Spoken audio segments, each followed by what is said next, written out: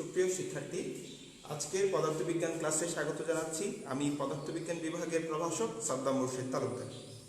আজকে আমরা পূর্ববর্তী ধারাবাহিকতা রক্ষা করে আজকে আমরা সেই তরঙ্গ চ্যাপ্টারটি পড়ছি। আজকে তরঙ্গের যে বিষয়টি নিয়ে কথা বলবো বলে বলেছিলাম সেটি হচ্ছে আমাদের স্থির তরঙ্গ। তো স্থির তরঙ্গ বলার আগে একটু অগ্রগামী তরঙ্গ সম্পর্কে যে কথাগুলো বলেছিলাম তা একটু মনে করিয়ে দেওয়ার চেষ্টা করি।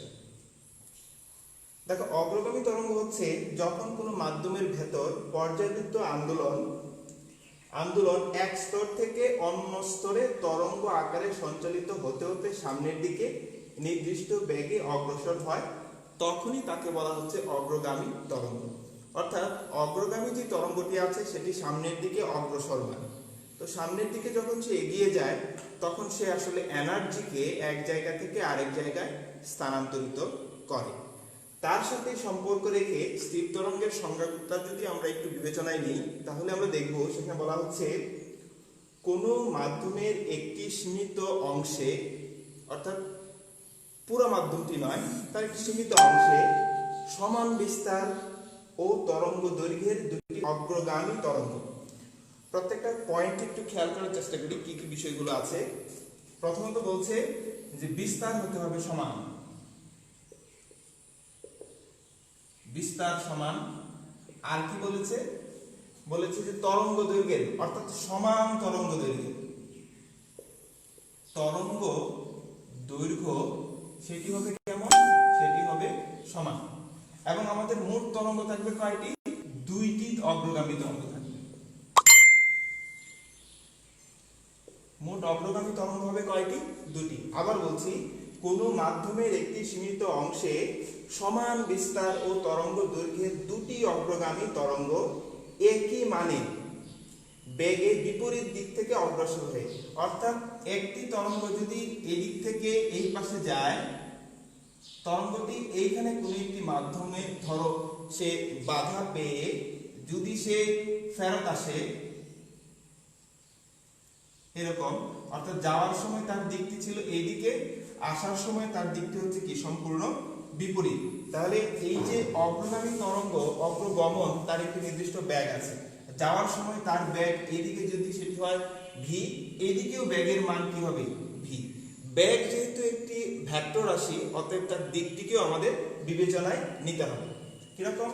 যখন সে লেফট থেকে রাইটের দিকে যাচ্ছে তখনকার সময় বেগকে যদি আমি ধনাত্মক বলি, এখানে রিফ্লেক্ট হওয়ার পর আরো একটি তরঙ্গ যদি এইভাবে ফেরত আসে বিপরীত দিকে, তখন সেটাকে বলছি আমরা নেগেটিভ, কারণ ভেলোসিটি একটি ভেক্টর রাশি। তাহলে সংজ্ঞাটায় আবার যাই যে দুটি তরঙ্গ দৈর্ঘ্য এখানে আছে, একটি যাচ্ছে বাম দিক থেকে ডান দিকে, একটি যাচ্ছে ডান দিক থেকে বাম দিকে, অর্থাৎ পরস্পরের বিপরীতে।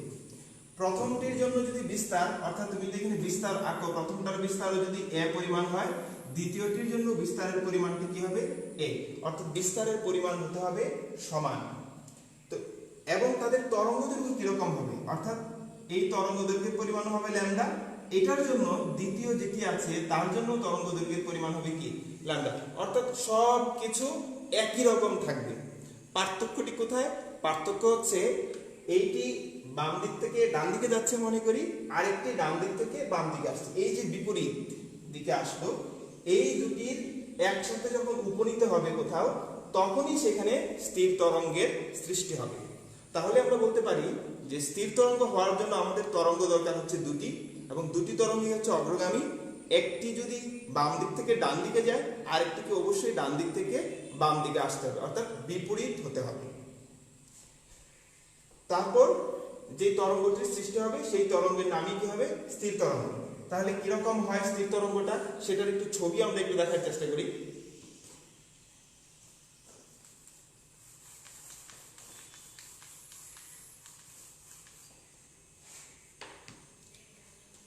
ধরো এইখানে কোথাও একটি দৃঢ় অবলম্বন আছে, সেই অবলম্বনে তুমি একটি দড়ি এরকম ভাবে বা রশি একটি বেঁধে রাখবে।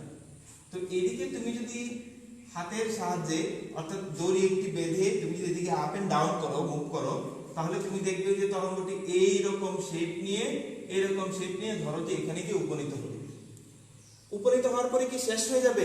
না, তুমি কন্টিনিউয়াসলি মনে করো এদিক থেকে তুমি কি করছো, তুমি কন্টিনিউয়াসলি এদিক থেকে এনার্জি দিচ্ছ, তরঙ্গ দিচ্ছ বা একটা আলোড়ন তুমি পাঠাচ্ছ, আর এইখানে গিয়ে সে যদি ফেরত আসে, সে বিভিন্ন ভাবে ফেরত আসতে পারে।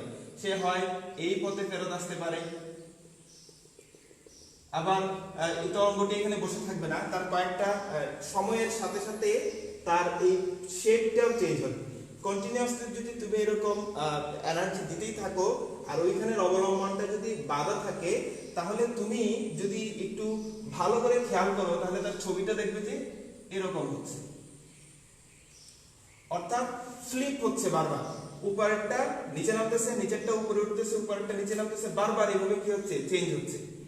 আমি যদি বলি, দেখবে আসলে অরিজিনাল যে চিত্রটা তুমি খেয়াল করবে সেই চিত্রটা হবে এরকম, একবার দেখবে তুমি এরকম হয়েছে, একটু পরেই দেখবে তুমি আবার এরকম হয়েছে, আবার দেখবে তুমি এরকম হয়েছে, আবার দেখবে তুমি এরকম হয়েছে।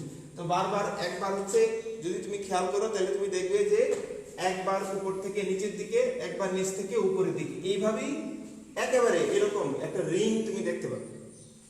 তো সেই রিংটি এই বিন্দুগুলো আসলে কি হয় যে এই রশিটির এইখানে যদি তুমি একটু মার্ক করে দাও তাহলে দেখবে যে এইটা ঠিক নিচের দিকে নেমে এসেছে, আবার পরক্ষণেই এইটা নিচ থেকে সে কি করেছে, উপরের দিকে উঠে গিয়েছে। এইটাও ঠিক নিচ থেকে সে উপরে উঠে যাবে, আবার নিচ থেকে উপর থেকে নিচের দিকে নামবে। কিন্তু কিছু কিছু বিন্দু আছে, এই বিন্দুগুলা তুমি ভালো করে যদি খেয়াল করে দেখো তাহলে দেখবে এই বিন্দুগুলোর কোনো উপরে যাওয়া আসা নেই। তার মানে হচ্ছে এদের মধ্যে কোনো কম্পন নেই, এই বিন্দুগুলোতে কোনো কম্পন নেই বা এই বিন্দুগুলোতে কোনো স্পন্দন নেই।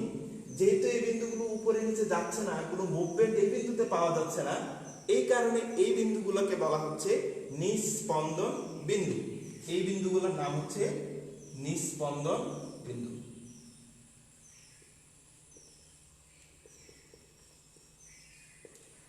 আর বাকি যে বিন্দুগুলো সবগুলাই স্পন্দিত বিন্দু, কিন্তু এদের মধ্যে একটু যদি ভালো করে খেয়াল করো যে এই বিন্দু যেটা, সেটা দেখো সাম্যাবস্থান থেকে এখানে মনে করো যদি 5 সেন্টিমিটার উপরে উঠে, ঠিক সে কি করবে 5 সেন্টিমিটার নিচে নামবে। এই বিন্দুটা সে যদি 2 সেন্টিমিটার উপরে উঠে সাম্যাবস্থান থেকে, সে যখন উপরের দিকে ফ্লিপ করবে তখন ঠিক 2 সেন্টিমিটার পরে সে কি করবে, নিচে নামবে। তাহলে এমন একটা বিন্দু আছে যেটি সর্বোচ্চ পরিমাণে উঠলো, এই বিন্দুটির দিকে যদি খেয়াল করো তাহলে এটা মনে করো 5 সেন্টিমিটার, এটা মনে করো 2 সেন্টিমিটার। তাহলে দেখো উপরে যখন ছিল তখন এই বিন্দুটি 5 সেন্টিমিটার, নিচে যখন নেমে এসেছে তখনও সাম্যাবস্থান থেকে কত সেন্টিমিটার, 5 সেন্টিমিটার। একইভাবে এই বিন্দুটি সাম্যাবস্থান থেকে 2 সেন্টিমিটার উপরে ফ্লিপ যখন করেছে তখন আবার নিচে যখন আসলো তখনও কত, 2 সেন্টিমিটার। তার মানে সর্বোচ্চ তাদের যে মুভমেন্ট এর নয়, সর্বোচ্চ মুভমেন্ট কার, এই বিন্দুটি।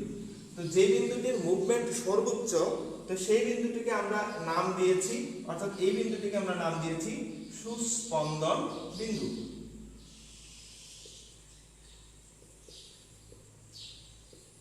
সুস্পন্দন বিন্দু। তাহলে নিস্পন্দন এবং সুস্পন্দন বিন্দুকে আমরা চিনতে পেরেছি বলে আমি মনে করছি।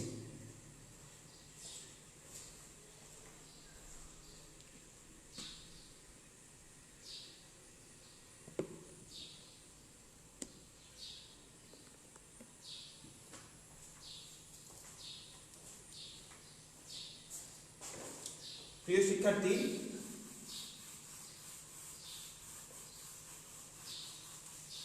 আমি আবারও একটি স্থির তরঙ্গের ছবি আঁকছি। ছবিটা আবার খেয়াল করো। ধরো এই হচ্ছে আমার একটা রিফ্লেক্টর, মানে তুমি আয়নায় দেখো না, যে তুমি যদি এই দিক থেকে লাইট এই আয়নার দিকে ফেলো তাহলে ওই আয়না থেকেও তোমার দিকে একটি লাইট যেমন বিপরীত দিকে ফেলে, ঠিক এরকম এই একটি অগ্রগামী তরঙ্গের ছবি আমি আঁকলাম। এই অগ্রগামী তরঙ্গটি যখন এখানে গেল তখন এখান থেকে আবার বিপরীত দিকে পড়ার সাথে সাথে আবার লাইট যখন কোন একটা আয়নায় পড়ে, পড়ার সাথে সাথে ওইখান থেকেও কিন্তু কি হয়, আলোটা ফেরত আসে, রিফ্লেক্ট হয়। আলো যদি না পৌঁছায় তখন তো রিফ্লেক্ট হবে না।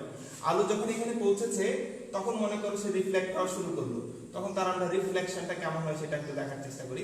ধরো যে এর যে রিফ্লেকশনটা, এটা একটু আরেকটা পাশাপাশি চিত্র দিয়ে বোঝাই। এখান থেকে যেই তরঙ্গটি ফেরত আসবে সেই তরঙ্গটি দেখতে ঠিক এরকমই হবে, ঠিক আছে। এইটা যখন টাচ করলো অর্থাৎ শুরুর মুহূর্তে যখনই একটা লাইট যখন আয়নায় গিয়ে পড়বে, যখনই পড়লো তখনই যদি আমি টাইম কাউন্ট করি সেই টাইমটা হচ্ছে আমার 0 টাইম। তাহলে এইটা হচ্ছে আমার টাইম যখন আমি ক্যালকুলেট করলাম সেটা হচ্ছে 0 টাইম। এখন এই দুটিকে যদি আমি কি করি, এই দুটিকে যদি আমি উপরিপাতন নীতির সাহায্যে ব্যাখ্যা করার চেষ্টা করি, তখন দেখো এইটি আর এইটি সমদশায় আপতিত হয়েছে। তো সমদশায় যদি আপতিত হয় তখন আমি রিয়েল কেসটা কেমন দেখব, আমি আসলে কি দেখব তখন?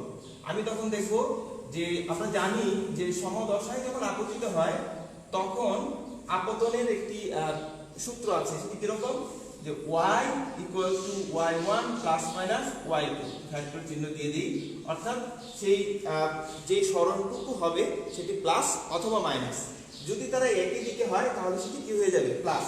তার মানে এখানে বিস্তার যদি হয় 2 সেন্টিমিটার, এটার বিস্তার যদি 2 সেন্টিমিটার হয়, তাহলে আমি নতুন যে তরঙ্গটি পাবো সেই তরঙ্গটির বিস্তার হয়ে যাবে কত সেন্টিমিটার, 4 সেন্টিমিটার।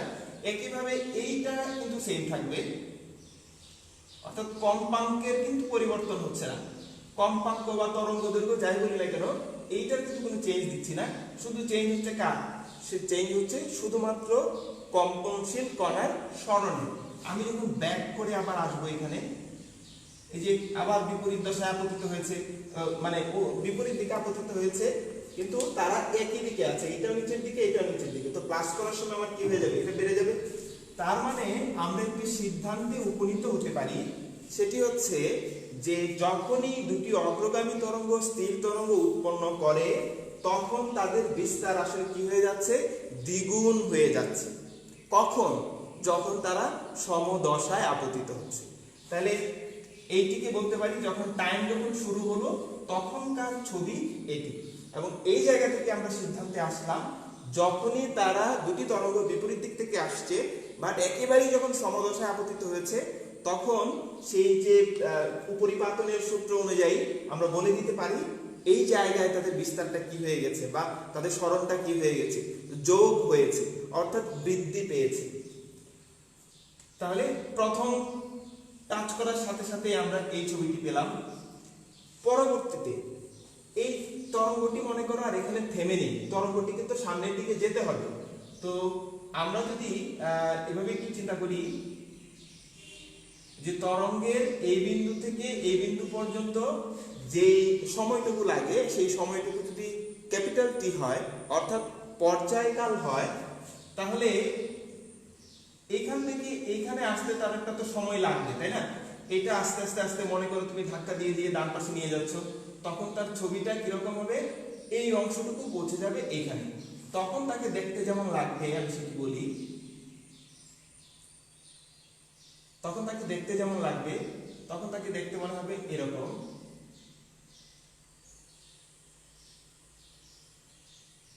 অর্থাৎ আগেরটি জাস্ট একটু ঠেলে কি করলাম আমরা ডান দিকে নিয়ে গেলাম, তাহলে বোঝা যাচ্ছে যে এই আগের যে এই যে ছবিটি ছিল, এই যে এরকম ছবিটি ছিল, তো সেই ছবিটির এই অংশটুকু বাদ চলে গেছে, তাই না? তো এই জায়গা থেকে এই জায়গায় আসার জন্য তো একটা টাইমের প্রয়োজন হয়, সেই টাইমটা কত, অর্থাৎ এই ছবিটি যখন তুমি স্টিল পিকচারের সাহায্যে তুমি দেখবে তখন এখানে যে টাইমটি পাবে সেই টাইমটি হচ্ছে তোমার t/4। কারণ কি? কারণ এই মাথা থেকে এইভাবে এই পর্যন্ত আসতে তার যে সময় লাগে সেই সময়টি হচ্ছে পর্যায়কাল। তাহলে এখান থেকে এই পর্যন্ত আসতে যে সময় লাগবে সেটি হচ্ছে t/2। তাহলে এখান থেকে এই পর্যন্ত আসতে বা যেতে যাই বলি না কেন তখনও তার সময় লাগবে কত, t/4, মানে আরো অর্ধেক। তাহলে আমরা এখন যে ছবিটি দেখছি সেটি হচ্ছে কখন, t/4 সেকেন্ড। তো আয়নায় যখন গিয়ে এটি পড়বে তখন সে তো আর বসে থাকবে না, আয়নায় আমরা কিরকম দেখি, ডান হাতকে বাম হাত দেখি না, দেখি তো। তো ঠিক একইভাবে আয়নায় যখন গিয়ে পড়লো বা এই শব্দটি যখন প্রতিফলকে গিয়ে পড়লো বা এই তরঙ্গটি যখন প্রতিফলকে গিয়ে পড়লো তখন তার যে ছবিটি আসবে সেই ছবিটি একটু বোঝার চেষ্টা করি। অর্থাৎ আয়নার মতোই সে ব্যবহারটি আমাদের সাথে করবে। কিরকম? আয়নায় যেরকম আমরা দেখি পুরো বিপরীত হয়ে যায়, ঠিক এখানে এই ঘটনাটি ঘটবে, সে আসলে এই যে উল্টা দিক থেকে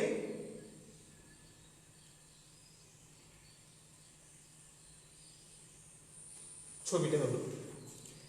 এখন যদি t/4 সেকেন্ডে অগ্রগামী তরঙ্গ আমি যেটিকে বাম থেকে ডান দিকে পাঠালাম তার ছবি এরকম, ডান দিক থেকে বাম দিকে আসলো, তার ছবিটি এরকম। এখন এই দুটাকে যদি আমি একসাথে সমন্বয় করে উপরিপাতনের সূত্রের সাহায্যে তার ছবিটি আঁকতে চাই, তাহলে ছবিটি কেমন হবে? তাহলে তার যে ছবিটি আমরা পাবো সেই ছবিটি হচ্ছে এটা। দেখো উপরের দিকে বিস্তার যেহেতু সমান, উপরের দিকে যদি 2 সেন্টিমিটার হয়, এটা নিচের দিকেও কত 2 সেন্টিমিটার। তো +2 -2 একসাথে করলে কত হয়? 0। অর্থাৎ এইখানে আমি কিছু দেখবো না। এইখানে নিচের দিকে হচ্ছে -2, উপরের দিকে হচ্ছে +2। এখনো যদি আমি সমন্বয় করি তখন দেখবো কত? 0। এইখানে দেখো উপরের দিকে কত, উপরের দিকে আমি যখন রাখছি তখন মনে করো +2, নিচের দিকে যখন এলো তখন -2। আবার তাদেরকে যদি উপরিপাতনীয় নিয়মের সাথে যদি যোগ করি তাহলে কি হয়ে যাবে? 0। তার মানে আমি এইখানে এইরকম একটি স্ট্রেট লাইন পাবো, আর কিছু পাবো না। তাহলে দেখো আমি প্রথমের ছবিটি যেরকম পেয়েছিলাম, ছবিটি কিরকম ছিল? প্রথমের ছবিটি ছিল এইরকম, তাই না? দ্বিতীয় ছবিটি কিরকম পেলাম? এইরকম স্ট্রেট। কত সময় পরে এটি পেলাম? t/4 সেকেন্ড পরে। তো আরো একটু সময় যাক, সেই সময়টা কত? t/2 সেকেন্ড পরে। t/2 সেকেন্ড পরে এই তরঙ্গটি আর এখানে থেমে থাকবে না, সে আরো একটু সামনে যাবে। সামনে গেলে তখন এই অংশটুকু সে ধাক্কা দিয়ে, আমি যদি একটু মনে করো এইটাকে যদি একটু ডান পাশে নিয়ে যাই তখন তার ছবিটা কেমন হয় সেটা একটু দেখাই। মানে এখন এই অংশটুকু যাচ্ছে, তখন তার ছবিটা হবে এরকম, এরকম ছুটে যাবে। আর যাচ্ছে কিন্তু লেফট থেকে রাইট, আমি আঁকার সুবিধার্থে উল্টা দিকে গেছি, কিন্তু যাচ্ছে কোন দিক থেকে? লেফট থেকে রাইট। তখন এইখানে যাবে। তো এইখানে যাওয়ার পর কি হবে? সেও একটু কি করবে? সামনের দিকে চলে আসবে। এ যাচ্ছে লেফট থেকে রাইটে, এ যাচ্ছে রাইট থেকে লেফটে। তাহলে তার যদি এই অংশটা যদি হয় হচ্ছে সুস্পন্দন, মানে হচ্ছে বিস্তার, তো সে যদি একটু সামনের দিকে চলে যায় তাহলে পিছনের দিকে এই অংশটি তো আসবে, তাই না? তখন তার যে ছবিটা আমরা পাবো সেই ছবিটি কেমন হবে? তখন তার ছবিটা হবে এরকম। এখন কি ঘটনা ঘটবে? এখন তুমি যদি আবার উপরিপাতনের সূত্র ব্যবহার করো তখন দেখো এটা নিচের দিকে 2 সেন্টিমিটার, এটা নিচের দিকে 2 সেন্টিমিটার। এখন তুমি 4 সেন্টিমিটারের মতো করে পাবে।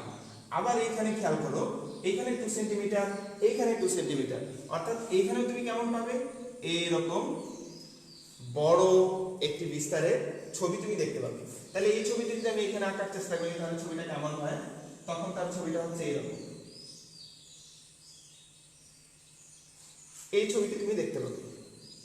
আচ্ছা, তুমি যদি এই লাইন, এই লাইন, এই লাইন, এই তিনটা লাইনকে যদি একসাথে করো তাহলে তুমি দেখবে যে এই এরকম লাইন পেয়েছো। অর্থাৎ ফ্লিপ, ঠিক তার উল্টা হচ্ছে। একবার উপরের দিকে ছিল, এই অংশটা উপরে, এই অংশটা উপরে, এই অংশটা নিচে। তার ঠিক পরের মুহূর্তে এইটা এই অংশটা নিচে চলে যাবে, আর ডান পাশের অংশটা কি করবে? উপরে উঠে যাবে। এইভাবেই তৈরি হয় আসলে কি? এইভাবেই তৈরি হয় আমাদের স্থির তরঙ্গ। তাহলে এখন আমরা স্থির তরঙ্গ এবং উপরিপাত মানে চলমান তরঙ্গ এবং এই দুটি বিষয়ের মধ্যে কি কি পার্থক্যগুলো আছে সেগুলো একটু আমরা একটু দেখে নেওয়ার চেষ্টা করি। একটু দেখি কারো কোনো প্রশ্ন আছে কিনা।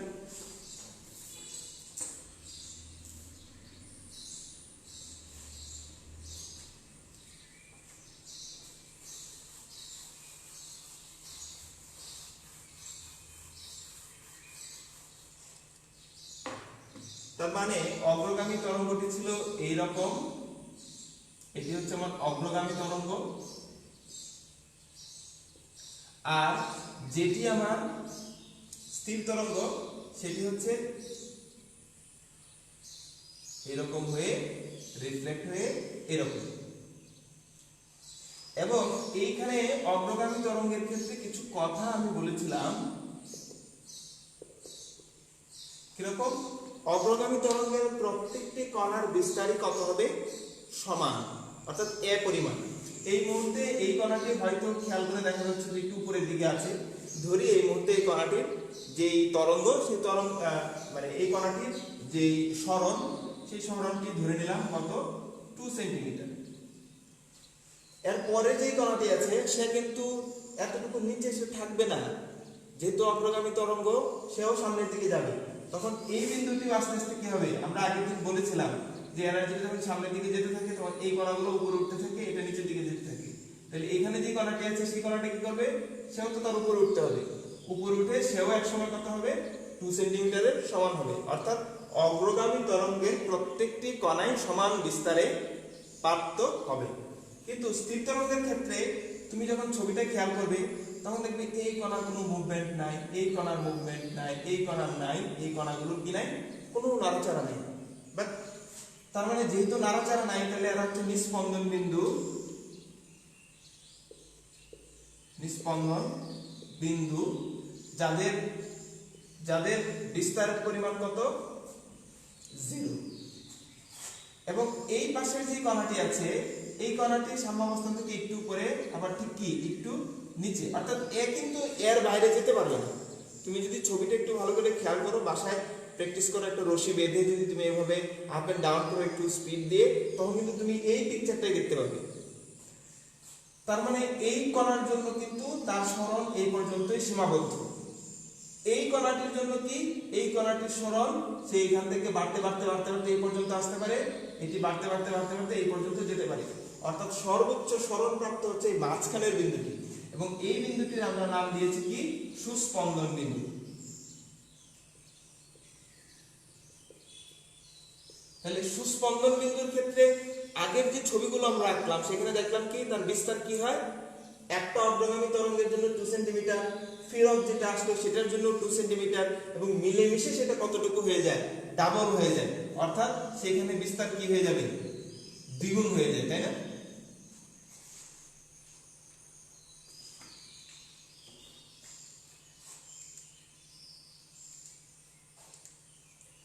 এখন আবার স্থির তরঙ্গ হওয়ার যে বিষয়গুলো ছিল, বৈশিষ্ট্য ছিল, সেই বৈশিষ্ট্যগুলো নিয়ে কথা বলি।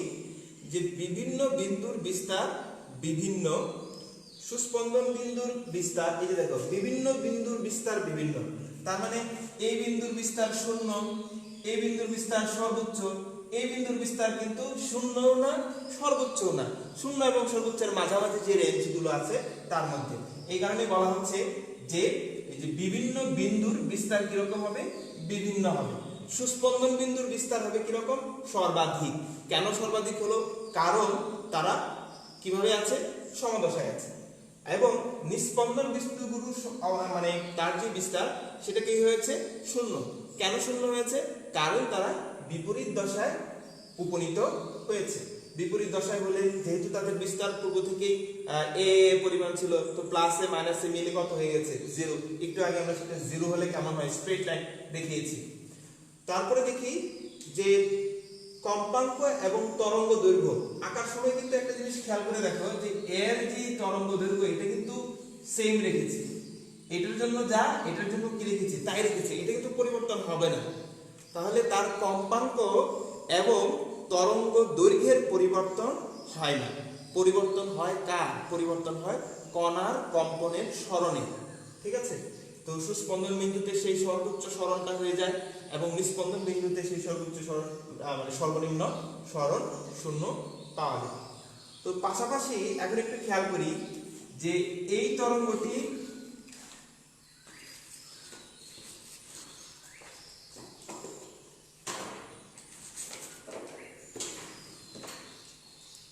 তরঙ্গটি নিচ থেকে এইভাবে এইভাবে এইখানে গেল, তার মানে এই পর্যন্ত যেই দূরত্বটি আমরা পেলাম সেটি নিঃসন্দেহে বলতে পারি কি, ল্যামডা। একটু যদি খেয়াল করি তাহলে এই বিন্দু এবং এই বিন্দুর মাঝখানে যে দূরত্ব আছে, পুরো দূরত্বটাকে যদি তুমি ল্যামডা বলতে পারো, তাহলে এই বিন্দু এবং এই বিন্দুর যে মাঝের যে অর্ধেক অংশ সেটিকে তুমি বলতে পারো কত, ল্যামডা বাই কত, ল্যামডা বাই 2।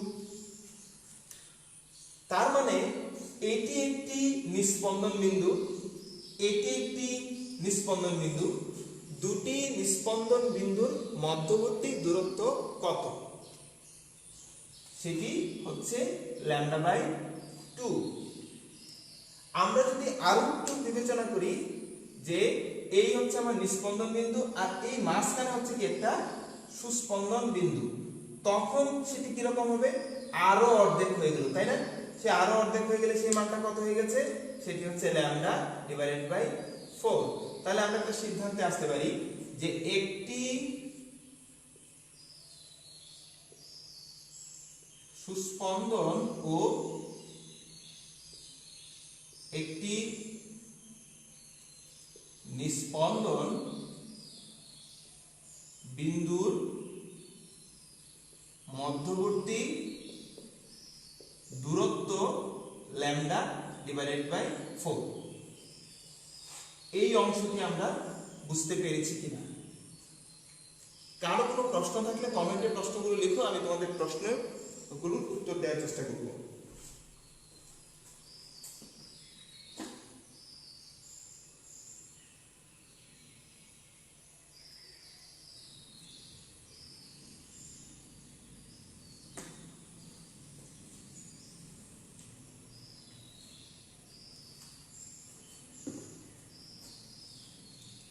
এখন প্রিয় শিক্ষার্থীরা,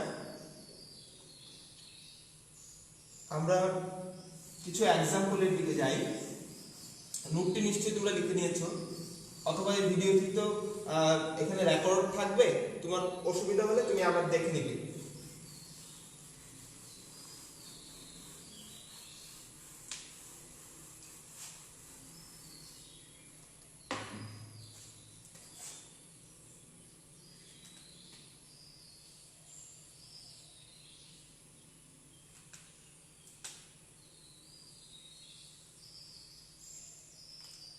তার মানে এই যে ছবিটি আঁকলাম, এটি দুটি তরঙ্গ বোঝানোর চেষ্টা করেছি, এবং এটি যদি একটি যদি লেফট থেকে রাইটের দিকে যায়, আরেকটি রাইট থেকে লেফটের দিকে এসেছে, তাহলে এই বিন্দুটার নাম হচ্ছে নিস্পন্দন বিন্দু, একে বলা হয় নোড। আর যেটি হচ্ছে সুস্পন্দন বিন্দু, তাকে বলা হচ্ছে অ্যান্টি নোড। তাহলে নোড এবং অ্যান্টি নোড এই দুটির যে মধ্যবর্তী দূরত্ব দাঁড়ালো সেটি হচ্ছে ল্যামডা ডিভাইডেড বাই 4। তাহলে দুটি নিস্পন্দন বিন্দুর মাঝখানে দেখো কি হয়েছে। একটু আমি অনেক সময় মানে এমসিকিউ গুলো সলভ করার সময় আমি কি করি, এগুলোকে মাঝখানে একটু ভাগ টাগ করে নিই। তো ভাগ করে নিলে একটু সুবিধা হয়। কিরকম? কারণ হচ্ছে এই হচ্ছে নিস্পন্দন, এই হচ্ছে সুস্পন্দন, এদের মাঝখানে কত, ল্যামডা বাই 4। এই সুস্পন্দন এই নিস্পন্দন, এদের মধ্যে কত, ল্যামডা বাই 4। এই নিস্পন্দন এই সুস্পন্দন, এদের মধ্যে দূরত্ব কত, ল্যামডা বাই 4। এইটি এর মাঝখানে দূরত্ব কত, ল্যামডা বাই 4। এখন যদি তোমাকে বলে এই বিন্দুটি হচ্ছে এ বিন্দু, এই বিন্দুটি হচ্ছে বি বিন্দু, এ বিন্দু এবং বি বিন্দুর মধ্যবর্তী দূরত্ব কত, তাহলে তুমি কি লিখবে? যদি তোমাকে বলে এ বিন্দু এবং বি বিন্দুর মধ্যবর্তী দূরত্ব কত, তাহলে তুমি কত লিখবে?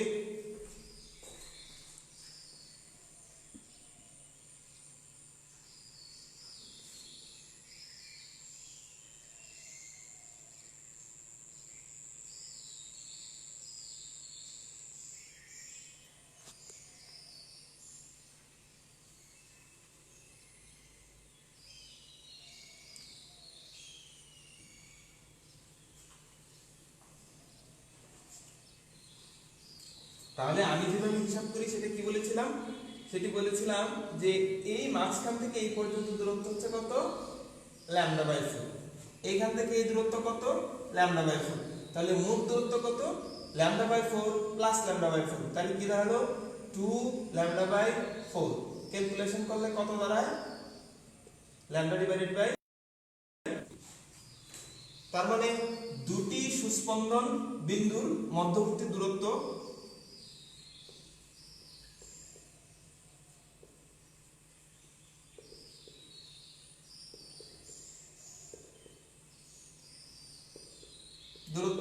Lambda divided by 2।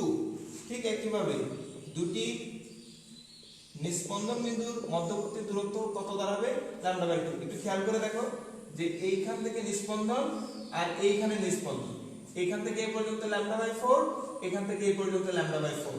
তো দুইটিকে প্লাস করলে কত দাঁড়াচ্ছে, lambda by 4 plus lambda by 4, 2 lambda by 4, 2 4 কাটাকাটি ল্যামডা বাই 2। আমি দেখেছি যে একজনে প্রশ্ন করেছো সুস্পন্দন এবং নিস্পন্দন বিন্দুটা নিয়ে আবার কথা বলতে। আমি আবার বলছি, খেয়াল করো। একটি অগ্রগামী তরঙ্গ যখন কোনো একটি দেয়ালে বা প্রতিফলকে বাধা পেয়ে ফেরত আসে, যে বিন্দুতে বাধা পায় সেই বিন্দুতে একটি নিস্পন্দন বিন্দু ক্রিয়েট হয় এবং নিস্পন্দন বিন্দুর কোনো মুভমেন্ট নাই, কোনো নাড়াচাড়া তুমি দেখতে পাবে না। আবার যখন সুস্পন্দন বিন্দু, তখন দেখবে ছবিটা কেমন হয়, এই হচ্ছে রশি, এই দেয়ালের সাথে বাঁধা, রশিটাকে তুমি একবার এভাবে দোল খাবে, এরকম হবে, একটু পরে আবার এরকম হবে, একটু পরে আবার এরকম, আবার ঠিক এরকম, আবার এরকম, আবার এরকম, আবার এরকম। এই দৃশ্য ছাড়া আর কোনো দৃশ্যই তুমি দেখতে পাবে না। তাহলে তুমি যদি খেয়াল করো তাহলে মনে হবে যে এই অংশটা একবার এভাবে উঠে গেছে, আবার এভাবে এভাবে নাচছে, তাই না? একটা মানে ড্যান্সিং ওয়েভের মতো মনে হয় যে নাচতেছে। তো তখন এই অংশটা এরকম, ঠিক পরক্ষণেই দেখবা এই অংশটা এরকম উল্টে গেছে। তার মানে এই বিন্দুটার কিন্তু কোনো নাড়াচাড়া নাই, এই বিন্দুটার নাড়াচাড়া আছে। সে তাকে দেখে মনে হচ্ছে একবার উপরে উঠছে আর একবার কি করছে, নিচে নামছে। তাহলে যে বিন্দুটার মধ্যে কোনো নাড়াচাড়া নাই, একেবারে স্থির হয়ে আছে, সেই বিন্দুগুলোকে বলছি আমরা নিস্পন্দন বিন্দু। আর যেটি সর্বোচ্চ উপরে উঠেছে, সর্বোচ্চ নিচে নেমেছে, তাদেরকে বলছি আমরা কি, সুস্পন্দন বিন্দু। ঠিক আছে? এবং এইখানে যেহেতু কোনো এনার্জি নাই, কিভাবে বুঝছি এনার্জি নাই? কারণ তরঙ্গ তো এক ধরনের এনার্জি, তাই না? এনার্জি ট্রান্সফার করবে। তো এখানে যেহেতু এনার্জি যদি এখানে আসতোই, তাহলে সেও তো কি করতো, মুভ করতো। তার মানে বোঝা যাচ্ছে যে নিস্পন্দন বিন্দুতে কোনো এনার্জি আসে নাই। তাহলে এনার্জি নিস্পন্দন বিন্দুগুলোর মাঝখানে কি হয়ে আছে, স্থির হয়ে আছে। শক্তি এখানে কি হয়ে আছে, আটকে আছে। এখানে শক্তি কি হয়ে আছে, আটকে আছে। কিন্তু এই দিক থেকে কি হচ্ছে না, শক্তি যাচ্ছে না।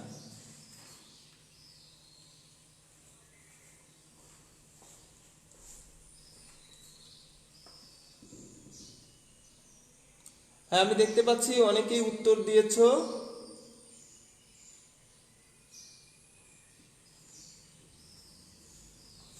ঠিক আছে?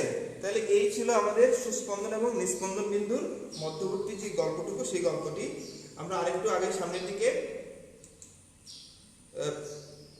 তাহলে আমি একটু এক্সাম্পল দেওয়ার চেষ্টা করি, বই থেকে কোনো একটা উদাহরণ দিই, দেখি তোমরা সেটা পারো কিনা।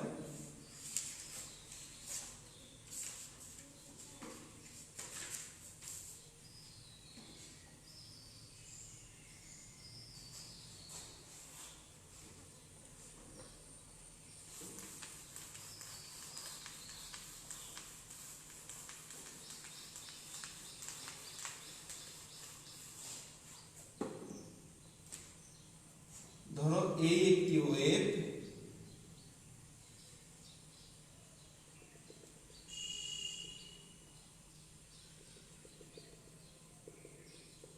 এই একটি ওয়েভ,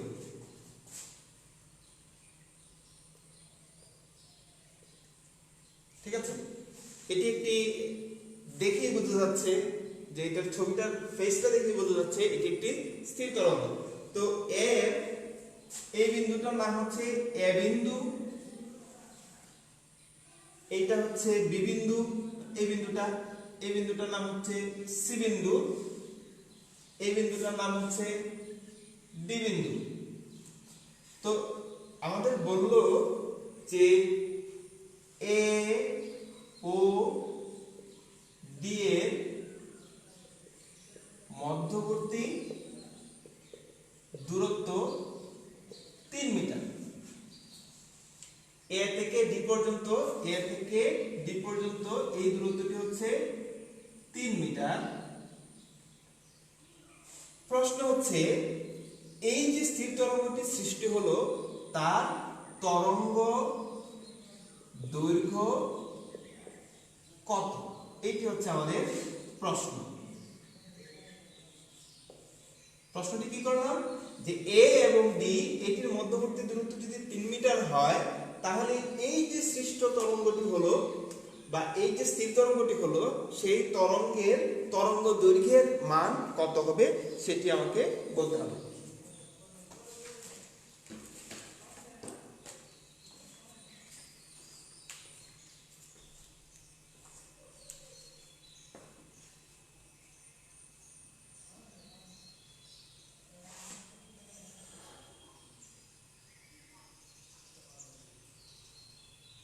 তো আমি অনেককে দেখতে পাচ্ছি রিধি উত্তর দিয়েছে যে এটা কত, রিধি উত্তর দিয়েছে যে 4 মিটার। তো বাকিদের কাছ থেকে আমি এটার আনসারটা চাচ্ছি। খেয়াল করো যে এ বিন্দু, ঠিক আছে, এ বিন্দু এবং ডি বিন্দু এই দূরত্বটি কত, এই দূরত্বটি হচ্ছে 3 মিটার। তো 3 মিটার যদি হয় তাহলে এই যে দেখো একটি তরঙ্গ কমপ্লিট হয়েছে, সেটি কত হিসাব করে বলো।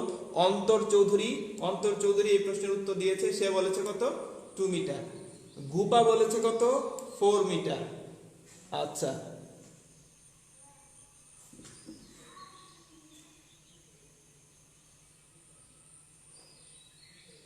তারপরে হচ্ছে সাদ বলেছে 2 মিটার, তারপর হচ্ছে রামিম আলম বলেছে 4 মিটার, তারপর সেবা বলেছে 2 মিটার।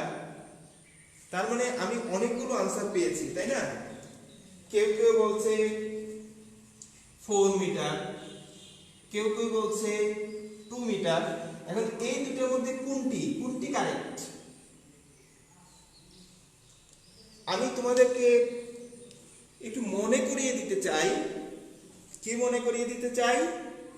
যে একটি নিস্পন্দন এবং একটি সুস্পন্দন, একটি নিস্পন্দন একটি সুস্পন্দন, একটি নিস্পন্দন এবং সুস্পন্দনের মধ্যবর্তী দূরত্ব হচ্ছে ল্যামডা বাই কত 4। তাহলে এইটাকে এইভাবে ভাগ করো, এইভাবে টেনে টেনে ভাগ করো, ভাগ করে তুমি কিন্তু হিসাবটা করে ফেলতে পারো। বর্ণ বলেছে 2 মিটার, সেবা বলেছে, তারপর হচ্ছে রামিম বলেছে, তাজরি বলেছে 2 মিটার। তাহলে আমি একটু বোঝার চেষ্টা করি যে বিষয়টা আসলে কি ছিল। দেখো, আমি যে পদ্ধতিটা বলেছিলাম সেটা হচ্ছে কি মাঝখানে ভাগ করে দেব টেকনিক। এইখান থেকে এই পর্যন্ত ল্যামডা বাই 4, এই পর্যন্ত ল্যামডা বাই 4, এইটা ল্যামডা বাই 4, এইটা ল্যামডা বাই 4, এইটা ল্যামডা বাই 4, এইটা ল্যামডা বাই 4, অর্থাৎ আমার এই পর্যন্ত কমপ্লিট। তাহলে এইখান থেকে আমি হিসাব করি কয়টা ল্যামডা বাই 4 হলো, 1 2 3 4 5 6। তাহলে আমি 6 ল্যামডা বাই 4 পেয়েছি, তাই না? আর 6 ল্যামডা বাই 4 ইকুয়াল টু আমার প্রশ্নে বলে দিয়েছে কত মিটার, 3 মিটার। তাহলে আমি দেখো কি করতে পারি, কেটে দেই, এটা 2, এটা 3, কেটে দেই 1, ল্যামডা ইকুয়াল টু কত দাঁড়ালো 2। তাহলে আমার आंसर কোনটি 2 মিটার কারেক্ট হয়েছে, 4 মিটার ইজ নট কারেক্ট। তাহলে কিভাবে আমরা তরঙ্গ দৈর্ঘ্যটা নির্ণয় করব সেটি নিশ্চয়ই তোমরা বুঝে গেছো। তো যাদের ভুল হয়েছিল তারা এখন সঠিক প্রশ্নের উত্তরটি দিয়ে দাও। আমি দেখতে পাচ্ছি রাহি উত্তর দিয়েছে, পুষ্পিতা উত্তর দিয়েছে, ধ্রুব উত্তর দিয়েছে 4। তো যারা যারা 4 উত্তর দিয়েছো তাদেরটি কি হয়েছে ভুল। কেন ভুল হয়েছে আমি বোঝাতে পেরেছি? তাহলে সঠিক आंसर কত? সঠিক आंसर হচ্ছে এই যে 2, ঠিক আছে?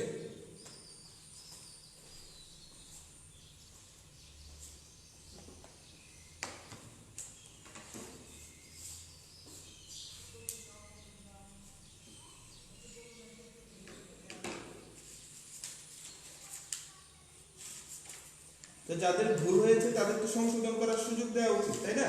তো আমি একটা কাজ করি, আমি আরেকটা ছবি এঁকে দিই, তোমরা সেই জায়গা থেকে বলে দিবে মধ্যবর্তী দূরত্বটি কত।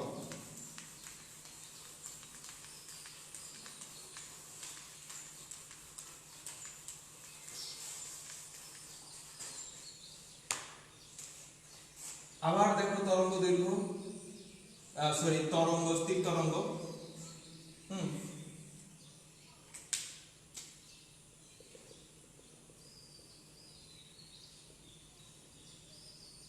হ্যাঁ, এইখানে ধরো যে আমার প্রতিফলিত হয়েছিল। তো এই বিন্দুর নাম হচ্ছে এ বিন্দু, বি বিন্দু, সি বিন্দু, ডি বিন্দু, ই বিন্দু। এই স্থির তরঙ্গের তরঙ্গ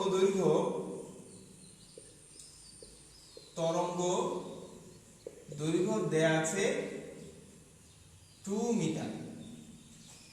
তরঙ্গ দৈর্ঘ্য যদি 2 মিটার হয় তাহলে এ ও ই এর দূরত্ব কত? প্রশ্নটি বুঝে থাকো তাহলে এই প্রশ্নটির উত্তর তুমি অবশ্যই দিতে পারবে। তো যারা আগের প্রশ্নটির উত্তর দেওয়ার চেষ্টা করেছো আমি আশা করব তারা এখন সবাই সেই প্রশ্নের উত্তর দিবে এবং তার জন্য সময় পড়বে তুমি মাত্র 1 মিনিট।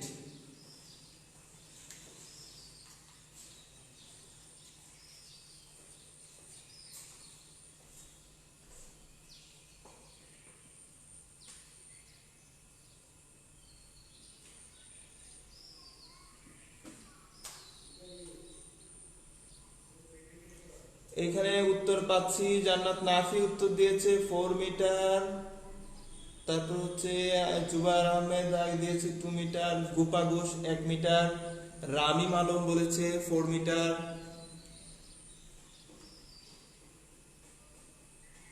তারপর বাকিদের কি অবস্থা সবাই চেষ্টা করো। জুবাইর বলেছে 1 মিটার, তারপর দিহান বলেছে 4 মিটার, রিদি বলেছে 1 মিটার, তাজরি বলেছে 4 মিটার। তার মানে এখনো কিন্তু কনফিউশন, এখনো তোমরা ক্লিয়ার হতে পারো না, তাই না? এখনো তোমাদের মনে হচ্ছে যে এটা আসলে কি 2 মিটার নাকি এটা আসলে 4 মিটার। তাহলে আসলে সেই কনফিউশনটা দূর করে দিই। যে বলেছিলাম একটি টেকনিক তুমি এভাবেও চিন্তা করতে পারো, এই একটি তরঙ্গদৈর্ঘ্য ল্যামডা, এই একটি তরঙ্গদৈর্ঘ্য ল্যামডা, 2 ল্যামডা 4। তাহলে 2 ল্যামডা মানে কত? একটা ল্যামডা যদি 2 হয় ঐকিক নিয়ম অনুযায়ী 2 ল্যামডা মানে কত? 4। অথবা আমি যে স্ট্র্যাটেজিটা দিলাম বা যে টেকনিকটা দিলাম এটা তোমার কাজে লাগতে পারে অনেক সময়। ভাগ করে ফেলো। তাহলে দেখো এই হচ্ছে ল্যামডা বাই 4,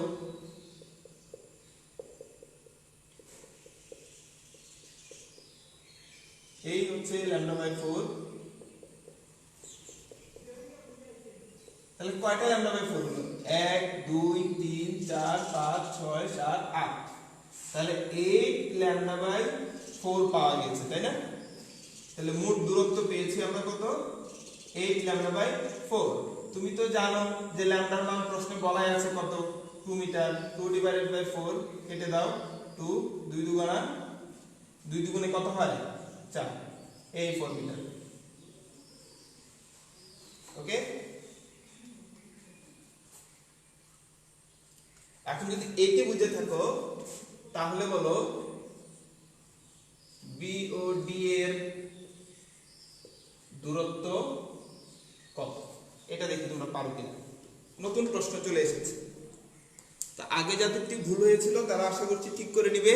আগের আনসারটি আমাদের এসেছে 4 মিটার, যাদের আমরা দেখতে পাচ্ছি সামিন, তারপর হচ্ছে বর্ণ এবং হচ্ছে অন্তর, ফাইজা এরা উত্তর দিয়েছে।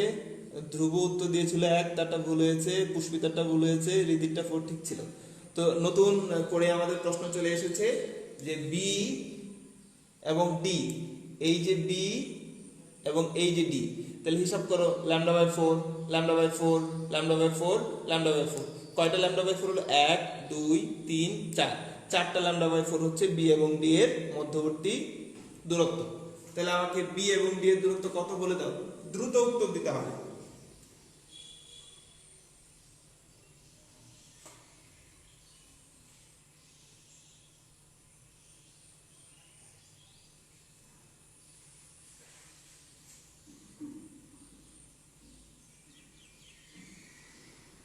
উত্তর আসা শুরু করেছে। উত্তর দিয়েছে এই প্রশ্নের উত্তর দিয়েছে হচ্ছে সামিন বলেছে 2, তারপর হচ্ছে রামিম বলেছে 2, তাজরি বলেছে 2, রিদি বলেছে 2, তারপর হচ্ছে অন্তর বলেছে ল্যামডা।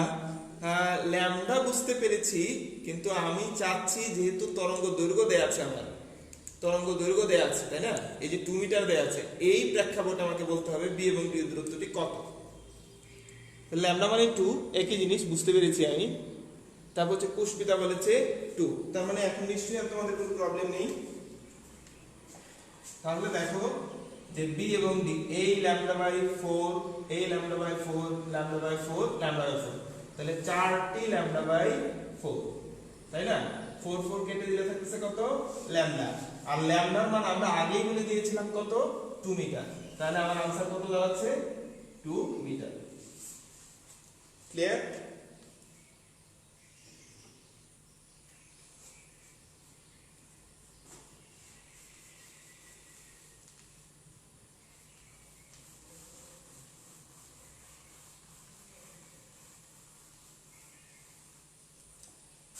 তাহলে দেখো একটা জিনিস এখান থেকে আমাদের সিদ্ধান্ত নিতে হবে যে যেই জায়গায় বাধা পেয়েছে, এই যে বাধা পেয়েছে যেই জায়গায়, সেই জায়গায় সুস্পন্দন বিন্দু নাকি নিস্পন্দন বিন্দু? এই প্রশ্নের উত্তর দাও। বাধা পেয়েছে অর্থাৎ যে জায়গা থেকে প্রতিফলিত হয়েছে যে বিন্দু থেকে বা যে জায়গাতে, সেই জায়গায় সুস্পন্দন বিন্দু নাকি নিস্পন্দন বিন্দু? এই জায়গার উত্তরটা চাচ্ছি। এই জায়গায়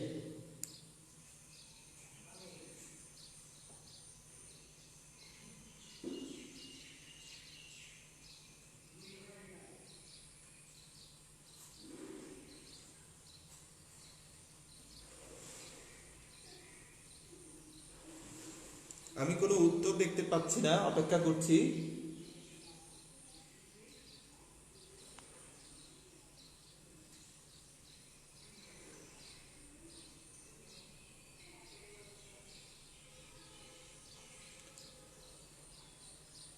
আমার প্রশ্নটি আবার বলি যে এই যে ই বিন্দু, সেখানে তো বাধা পেয়েছে তাই না?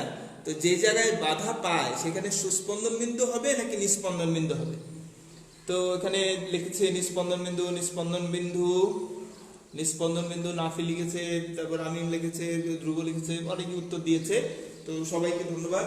তার মানে আমরা একটি সিদ্ধান্তে আসতে পারি যে যেই প্রান্তটি শেষ প্রান্ত বা যে জায়গাটি হচ্ছে বদ্ধ অংশে, ঠিক আছে, বদ্ধ অংশে মানে প্রতিফলক যে জায়গায় বা প্রতিফলকে,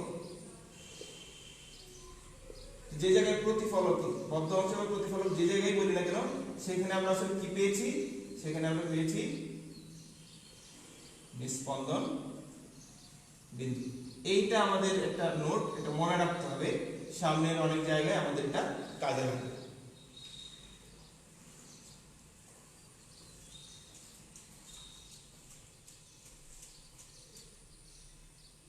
হ্যাঁ, অনেকেই অনেক উত্তর পেয়েছি, সবাইকে ধন্যবাদ যে এতগুলো উত্তর দেওয়ার জন্য।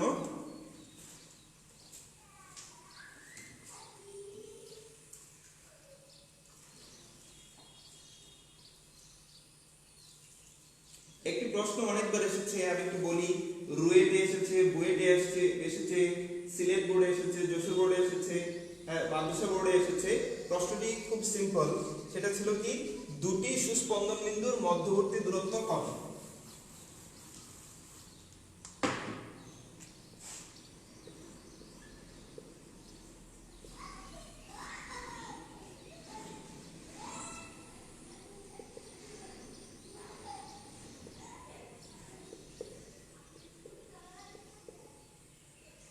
কত হয়? এটি অনেকবার অনেক জায়গায় এসেছে, বলেছে কি দুটি সুস্পন্দন বিন্দুর মধ্যবর্তী দূরত্ব কত, ইন টার্মস অফ ল্যামডা, অর্থাৎ ল্যামডা ব্যবহার করে। 10 মিটার, এত সেন্টিমিটার এগুলো বলার দরকার নাই, ল্যামডা, সেটা lambda by 2, 2 lambda, 3 lambda by 4 এরকম কিনা, সেভাবে তোমাকে উত্তরটা দিতে হবে। প্রশ্নটি অনেকগুলো বোর্ডে এসেছে, ভর্তি পরীক্ষায়ও অনেকবার এসেছে, বুয়েটে এসেছে। সেটি কি, দুটি সুস্পন্দন বিন্দুর মধ্যবর্তী দূরত্ব কত হয়?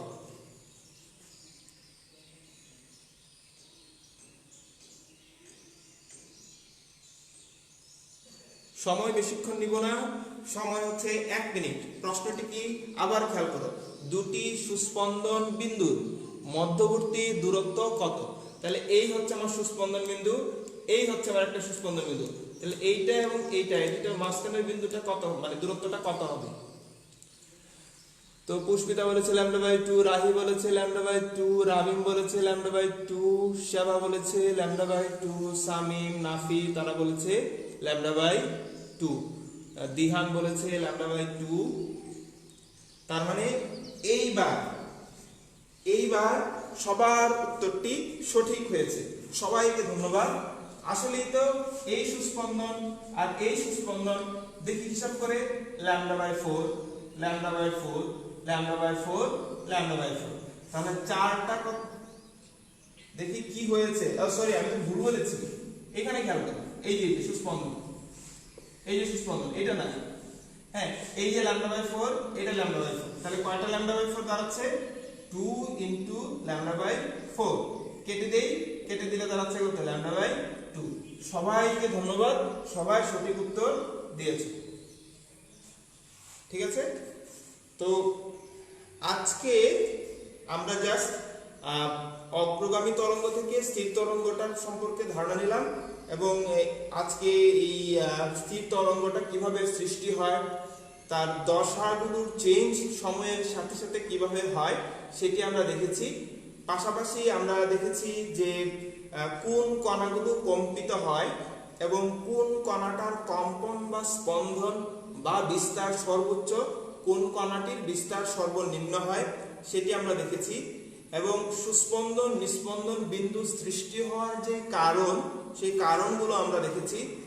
নিস্পন্দন বিন্দু এবং সুস্পন্দন বিন্দুর দূরত্ব কেন λ/4 হয় সেটিও আমরা অ্যানালাইসিস করে বের করেছি এবং বেশ কয়েকটি উদাহরণ দিয়ে আমরা সেই জায়গাটি ক্লিয়ার হয়েছি যে সুস্পন্দন এবং নিস্পন্দন বিন্দুর বিষয়টি আমরা বুঝতে পারি কিনা। এর মধ্যে আরেকটি গুরুত্বপূর্ণ কথা বলে রেখেছি, সেটি হচ্ছে অগ্রগামী তরঙ্গের কাজ হচ্ছে একটি শক্তিকে এক জায়গায় থেকে আরেক জায়গায় সে স্থানান্তরিত করবে। প্রত্যেকটি কণায় তখন সমান বিস্তারে কম্পিত হবে। এর ব্যতিক্রম হচ্ছে স্থির তরঙ্গ। সে কি করে, একটি এনার্জি বা একটি তরঙ্গ যখন কোনো প্রতিফলকে বা কোথাও বাধা পেয়ে বা অন্য কোনো কারণে বিপরীত দিক থেকে সমান বিস্তার, সমান কম্পাঙ্ক, সমান তরঙ্গ দৈর্ঘ্যে বিপরীত দিক থেকে সমান বেগে যখন আসে, তখন তাদের উপরিপাতনের ফলে আমরা দেখেছি সুস্পন্দন এবং নিস্পন্দন বিন্দু সৃষ্টি হওয়ার কারণগুলো। এই সুস্পন্দন এবং নিস্পন্দন বিন্দুর মধ্যে সুস্পন্দন বিন্দু সৃষ্টি হওয়ার কারণ হচ্ছে ওইখানে এনার্জি বেশি, স্পন্দন বেশি। নিস্পন্দন বিন্দুতে কোনো কম্পন নাই, তার মানে সেখানে এনার্জি পৌঁছায় না। তাহলে এই যে ব্লকগুলো, এই যে অংশটা, এই অংশে এনার্জি আটকা পড়েছে, এই অংশে এনার্জি আটকা পড়েছে। এনার্জি আসলে এক দিক থেকে আরেক দিকে যেতে পারছে না, ঠিক আছে, আটকা পড়ে গেছে। এই কারণে এটাকে বলছি কি আমরা স্থির তরঙ্গ। আশা করি সবাই বুঝতে পেরেছো।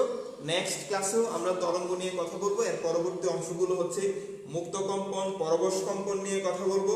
তারপর আমরা কথা বলবো হচ্ছে তরঙ্গের তীব্রতা নিয়ে এবং প্রমাণ তীব্রতা, প্রমাণ ক্ষমতা, শব্দ উচ্চতা, তীব্রতা লেভেল। তো এই মৌলিক বিষয়গুলো নিয়ে কথা বলবো। তো সেই পর্যন্ত তোমরা নিজেরা বাসায় প্রবলেমগুলো একটু নিজেরা দেখো, উদাহরণের অঙ্কগুলো করার চেষ্টা করো। এই পর্যন্ত যেগুলো পড়া হয়েছে এবং তোমার এমসিকিউ গুলো তুমি সলভ করার চেষ্টা করো। যদি কারো কোনো প্রশ্ন থাকে, পড়তে গিয়ে আটকে যাও, তাহলে এই ভিডিওটির নিচে কমেন্ট করে রেখে দিবে। নেক্সট ক্লাসে আমি সেই প্রশ্নগুলোর উত্তর দেওয়ার চেষ্টা করব। আর ততদিন সবাই ভালো থেকো, নিরাপদে থেকো, ঘরে থেকো। ধন্যবাদ সবাইকে।